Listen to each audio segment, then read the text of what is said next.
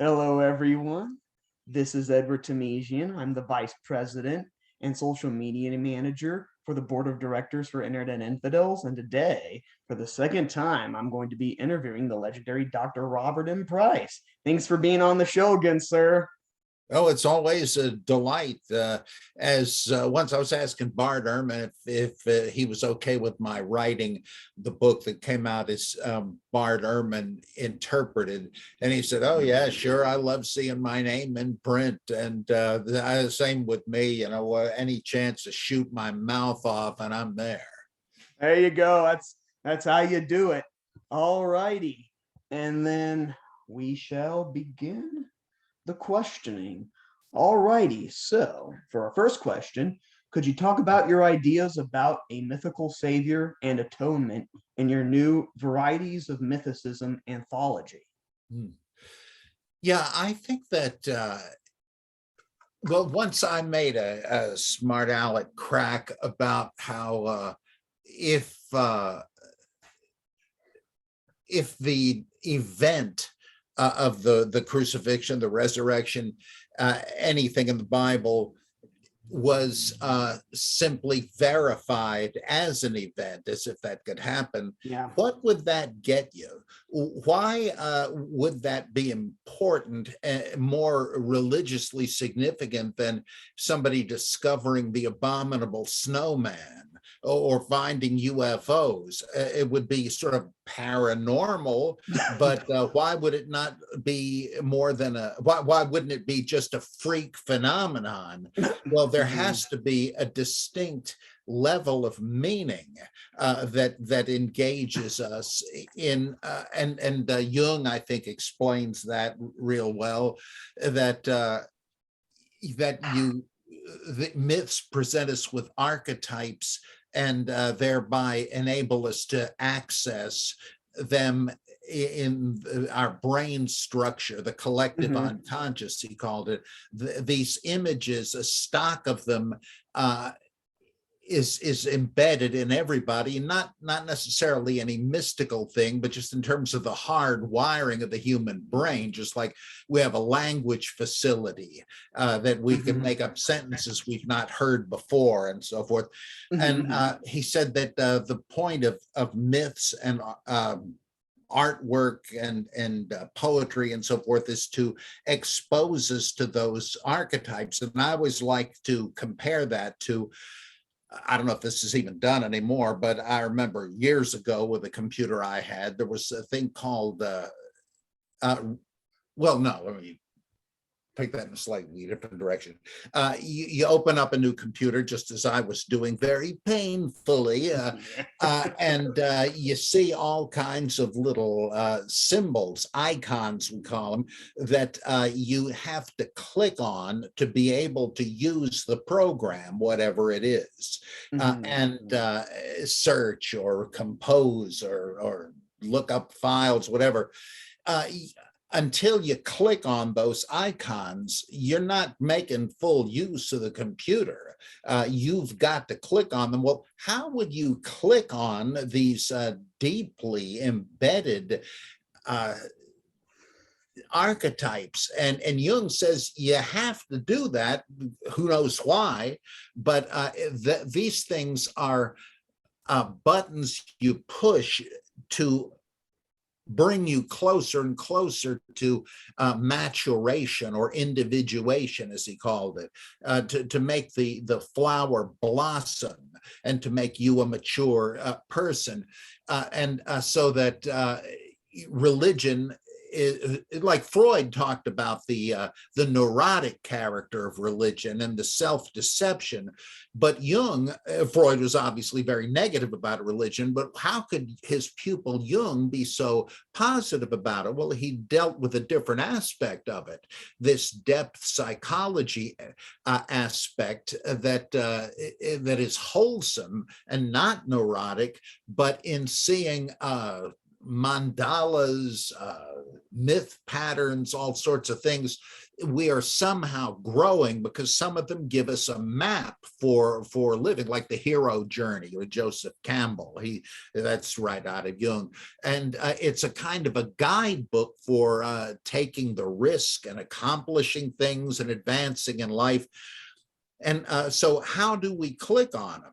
Well, we have ritual to do that. Myth is very often, maybe even most of the time, a kind of script for ritual. And if you look at rituals as just superstitious magic, and there certainly is an element of that, let's have the rain dance, and we'll get better weather or whatever. Yeah, all right, that's like pre-scientific. It's like a primitive science in a way, and eventually people saw through it. But there's a different thing going on. I noticed this as a pastor in the last years of my serving in that capacity. I had occasion to baptize a couple of people. And even though I, by that time, did not believe in a supernatural person of a deity, I knew there was power in this action. It was dunking this one young woman in the congregation and bringing her back out of the water. This is very powerful. And another time we had a kind of a confirmation thing after I had done a kind of theology course for these two teenagers, and so they wanted to have a confirmation thing. The Baptists usually don't do that, but we did. And I put my forehead on my hand on one of them's forehead and said, "Receive the Holy Spirit." Well, I didn't really have a theological rationale, but it was a very powerful thing to do. I can't quite say why, but it's a kind of a psychodrama thing. I don't know. It's therapeutic. Somehow it's soul expanding. And I don't believe in objective deities and stuff like that, but I can't think religion is just a lot of bunk. I mean, if you take the wrong thing seriously, it's bunk, like creationism and all that. But I think Jung was right that there is this dimension to sacred stories that works, whether or not the story is literally true. Because if the point is, oh yeah, it's got to have happened, just like it says, again, how's that different than UFOs or the abominable snowman?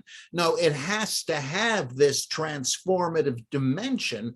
And if that's the operative thing, by way of ritual, it still can do that, even if you don't literally believe in the myth. You begin to realize it was like a kernel that had to be broken to get into the meat inside the nut, as Paul Tillich says. And so I think there is power in the doctrine and the experience of the atonement for those who are in that tradition. And of course, Passover meals where you are there at the Exodus. Obviously, nobody thinks you literally are. You got a time machine. No, but going through that is a powerful thing. What's the problem? And so I did this particular paper was one I was going to give at a conference to which I was invited with a whole bunch of writers, scholars, etc. And what's his name? The guy with the case for Christ. Lee Strobel. Yeah, Lee Strobel. Yeah, he was really going to be the big draw there, but he must have read my book, The Case Against the Case for Christ, which is a reputation.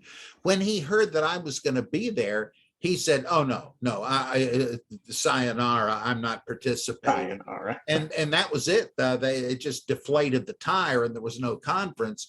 Well, but he didn't like that idea, because if I were a predictable village atheist type, I'd say, well, there is no worth to this. It's just a bunch of humbug and mummery, as Harnack once called the Orthodox liturgy. Come on. Or one other example. This guy, I can't think of his name now, and it's better because I don't want to embarrass him. But the guy that used to be the editor of American Rationalist for many years, Uh-huh. he was one of these guys who was too rationalistic to the point where he had a 10 ear for anything else. And he was commenting on the great myth cycle of Oedipus. And as you know, everything unravels when the oracle of Apollo tells the people of Thebes that, you got this plague because somebody assassinated your previous king and you never did anything about it. You better try to find out. And, okay, let's do it. And of course, it turns out it was Oedipus himself. He didn't realize who he was killing.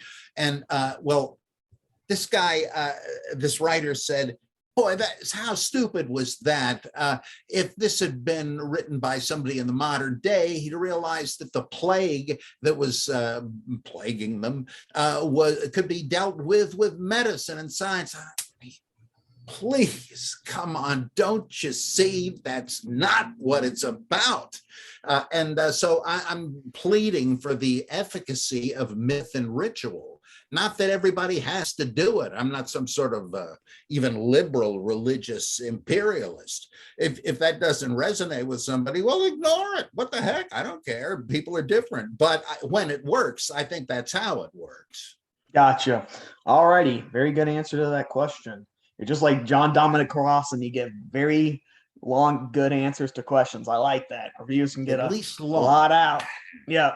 And you're talking about religious experiences. That's interesting because when I interviewed Dan Barker again for the second time, I told him that I saw his interview in 1984 with him, and it was like Oprah Winfrey, him, and some others, and it was about like the criticism of the Christian religion. And Dan, he said like, I used to be a pastor, and like I do like healings and stuff. I thought I had the Holy Spirit in me, and he said there was this one guy that like had a hard time singing, like the night him and his group were supposed to sing, and he was just like, by the power of the Holy Ghost, I give you a new life in your throat or whatever. And then suddenly like his singing impediment was like almost instantaneously gone. Like there is the issue of like the placebo effect. Like if people if something goes on in their head, like things that were thought to be impossible naturally can happen, by a purely natural explanation, so, there's always that.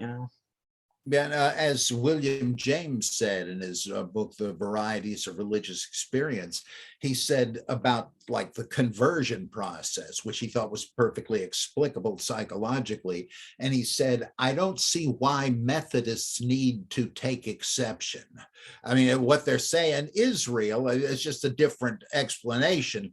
Well, I can kind of see how you might think that's debunking, that it may not work if you don't believe that it's supernatural. I see the problem with it, but I still think you can kind of put away childish things and not insist that it's like there's a Christmas spirit, even though there was no Santa Claus, right? Yeah. It's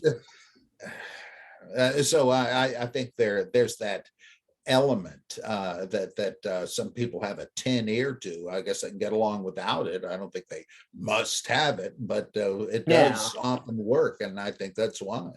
Yep. All righty. Very good. All right. So for our second question, what do you think of Robin Faith Walsh, like her work? Have you heard of her by chance? Yeah, I read her book. Nice. Was it The Origins of Christian Literature? Yeah, Christian exactly. Literature, Yeah, that's something. one of her specialties. Yep. Yeah, I thought it was pretty compelling. And in a sense, it wasn't as novel as some seem to think, because what she said about how all the New Testament material has the marks of educated, literarily trained people. Yeah, I agree with her. But Philip R. Davies, who was one of the so-called Old Testament minimalists, he had already said that about the Old Testament. He says, who do you think wrote these books, and who are they writing them for? Because keep in mind, a lot of people in the biblical tradition wouldn't have been able to read it. That's true. And they wouldn't have had copies to consult. There was no Bible Society handing out copies. They were lucky if they heard bits and pieces in the Didn't have a printing synagogue. press. Yep. So who was the intended reader? Well, it had to be the kind of person that would be sensitive to all the redactional work that scholars point out, like how Chronicles has changed the Samuel and Kings to make certain points, or in the New Testament, where people that say, oh, it's just eyewitness testimony. No, the way you can show that Luke and Matthew have changed Mark in different ways, and you can discern a pattern of these changes and see how they were tamping down this kind of theology or accentuating that kind. That's not just coincidence. But the average reader wouldn't get it, but it wasn't written for the average reader. It was written for the kind of people who were writing it, colleagues.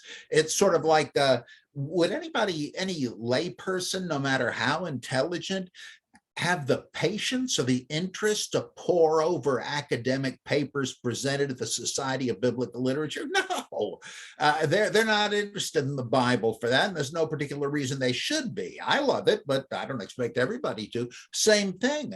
And I think what she is saying is quite likely true. I do have to admit, I find it a little hard to picture her suggestion that these writers may not even have been Christian believers. I wonder if non-Christians really would have been interested, but who knows? Does she think they were Jews, though? The writers? Or just Hellenistic writers. Like this might be a case of this might be Philostratus writing the life of Apollonius of Tyana, who was an incarnate god supposedly, and a miracle worker, an exorcist, and a teacher of Neo-Pythagoreanism, very much like the Gospels. I don't know that we know that Philostratus was a Pythagorean, but he had been engaged by the empress to write up this kind of hagiography of one of her favorites.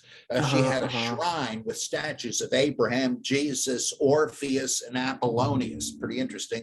But he wasn't necessarily a Pythagorean, whatever. So yeah, it might be, but it seems to me it's a little hard to there are a number of theories that try to say this isn't what you think. It was kind of either like in some of Joe Atwill's books, which are very learned and I appreciate them, he advances the idea that maybe this was a kind of a joke on the Christian reader. And nobody would put all the Sermon on the Mount in there if that's all they were doing.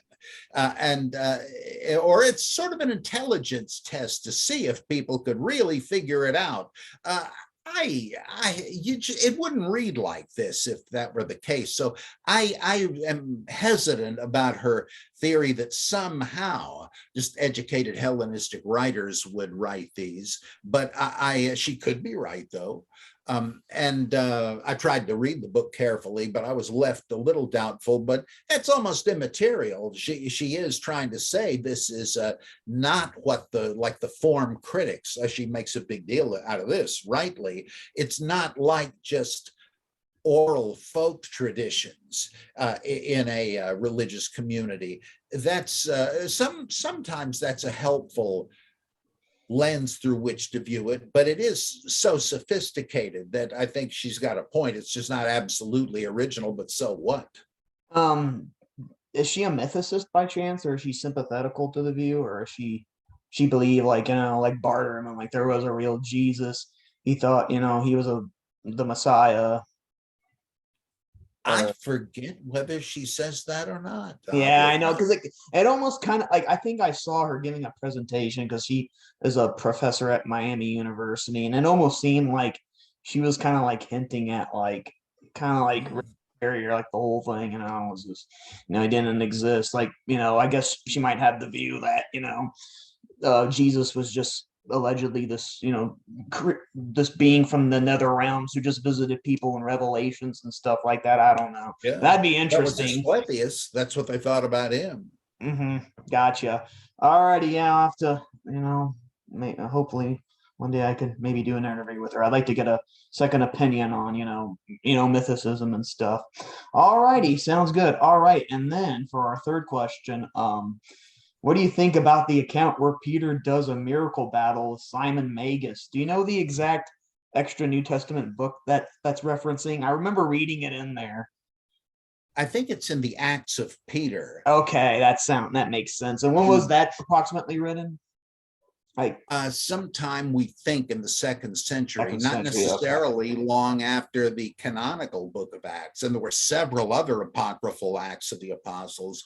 And apocryphal, of course, just means it wasn't accepted in the canon originally. Gotcha. Yeah. Tell us about that account. Yeah. And I think this is really interesting.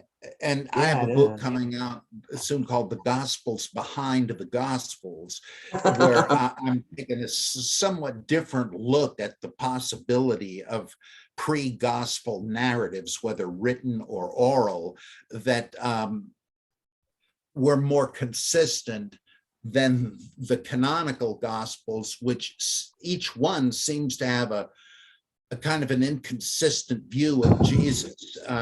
What was he really? The messianic king, or was he a prophet? Was he Elijah returned? Was he John the Baptist resurrected?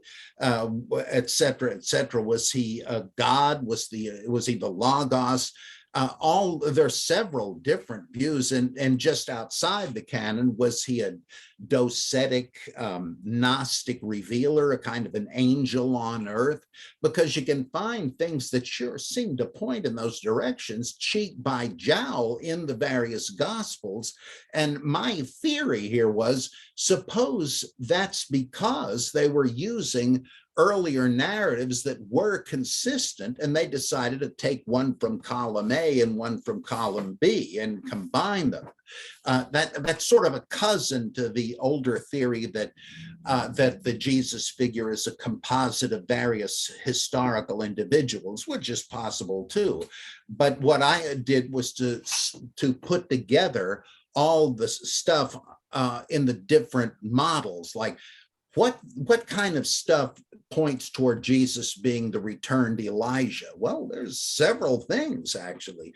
What material might suggest that the writer primarily saw Jesus as a new Moses? Well, there's a good bit of stuff on that score, and so on and so on. Was he a magician? Well, there's certainly evidence here and there, though I'm not sure how that would fit in with him as the messianic king, and so forth. So I separate them, and then I do the same with there's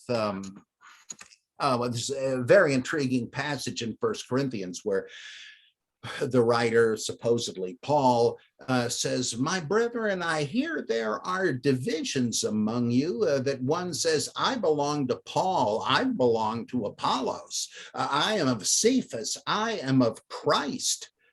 Wait a minute, is Christ on a par with these others? I mean, why would, if these guys were originally understood as Christian teachers, why would you be for one of them and not for Christ? What would be incompatible about being for Christ, but liking these other guys? Now, how could you compare Paul to the level of Christ if, the Christian religion was founded upon Christ being the Messiah? Yeah, I see what you're saying. And if you look at some passages in the epistles, Paul is spoken of, ostensibly speaking of himself, as if he were another Jesus. He says, "Don't worry about my sufferings. They're happening to me to complete what was lacking in the sufferings of Christ." What? Or you have a document like the Nag Hammadi text, the Apocalypse of Paul, where Paul has his journey to the third heaven and is attacked by the archons, and he has to overcome the demiurge. Suddenly dawned on me, the name Jesus never appears in this work. Paul is the Redeemer.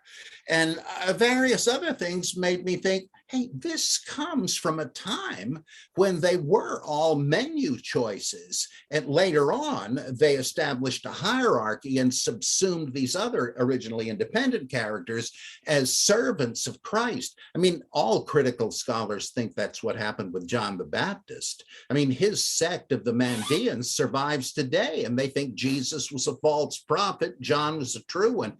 Well, Christians, to try to co-opt that movement, said, oh, John was really sort of the front man for Jesus and his cousin. So we like him, but of course, he's no Jesus.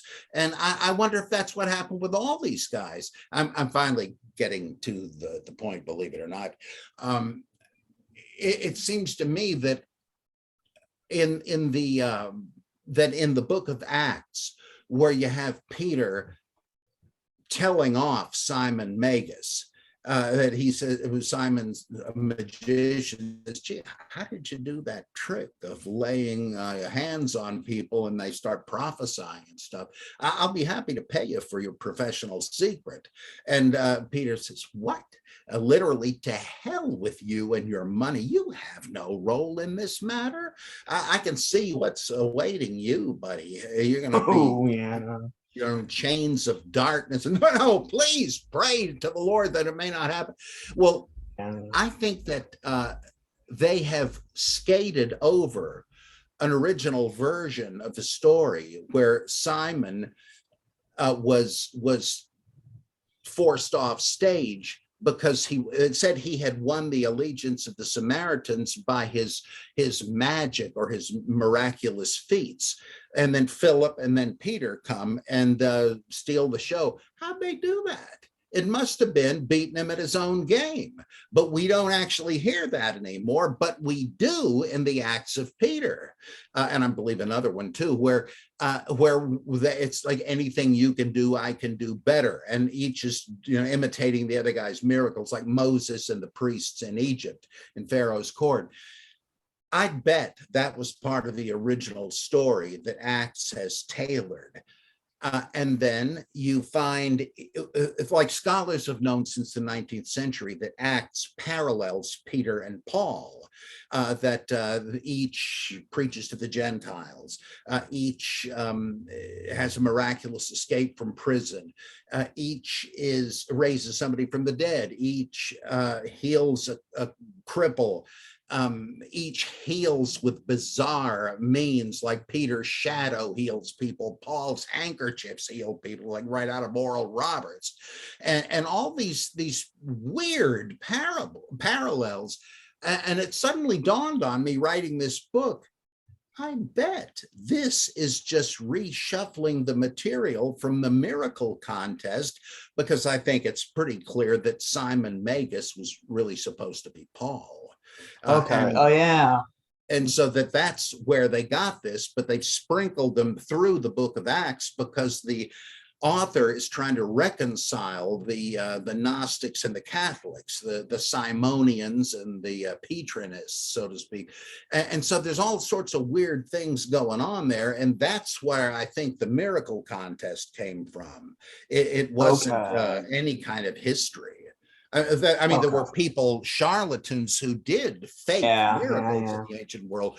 I suppose it could have had something to do with that, but it's probably just myths that people say, see, our guy can do this. I bet yours can't. Mm-hmm. Oh, yeah. Gotcha. Interesting. All righty. Very good answer to the question. All right. And then one follow-up question. Since you're talking about Gnosticism, what do you think about John 6:44, where Jesus is telling the Jews, who are mumbling against him, and he responds with, no one is able to come to me unless the Father that sent me draws, or actually drags him, like he'll go, what do you think about that? It almost sounds like he's like saying, like, you need some kind of supernatural secret gnosis from the Father in order to come to him. You know what I mean? Like, what do you think about that? I think that's right. I've always thought Calvinism is essentially Gnosticism for the same reason. There is a predestined elect who will be saved. There's no chance they're going to fall away. And anybody that seems to, well, they were never the genuine article anyhow. They have to specifically be supernaturally enlightened. Yeah. I mean, because Yeah, well, I was going to say, like, people like James F. McGrath, who's the Clarence L. Goodwin Chair of New Testament Language and Literature, says the drawing's referring to the drawing of the Jewish scriptures. But if you read the context, I don't think it is. I think he's insinuating something supernatural, because I think the Jews are like questioning Jesus and like going, like, they're like, how can he give us his flesh to eat? How can he come down from heaven if he was, born to a woman or whatever? And he seems to be saying, like, hey, like, you're trying to understand me is in vain, because that's what he says. No one is able to accept me as the Messiah unless the Father, opens their eyes supernaturally, and then he even says that at the end, no one's able to come to me unless it's granted by the Father, not by the scripture. So yeah, I kind of think there's something like Calvinistic or like, Gnostic there, as you said. So, Well, that's how not about too. in the Good Shepherd discourse in John, where he says, the reason you don't hear my voice is you don't belong to my flock. Now, Yeah, yeah, it's you true. might think he's saying, well, why aren't you a member of my flock? Because you're not hearing me. No, it's just the other way around. Yeah, You exactly. can't join. It's like in First Corinthians, the natural man doesn't understand the things of the spirit because they're spiritually discerned by those who have the spirit. Yeah, you got And to not have the spirit everybody first. does. Yep, yep, yeah. Like, yeah, it's like, the Calvinists say, it's not you are not my sheep because you don't believe, it's you do not believe because you're not my sheep. And then there's the issue of like even Paul says, chosen in him before the foundation of the world. And there's kind of something I want to talk to you about that real quick, but this, the stupid Zoom interview wants me to cut it off. It's given us 5 minutes. So what I'll do is I'll just end this, and then we'll continue part two in about 2 minutes. I'll send you another Zoom invite so we can get some extra time. All Mhm. righty, sounds good. All righty, peace out, guys, and we'll see you in the part two, which is coming up soon. Mhm. Okay.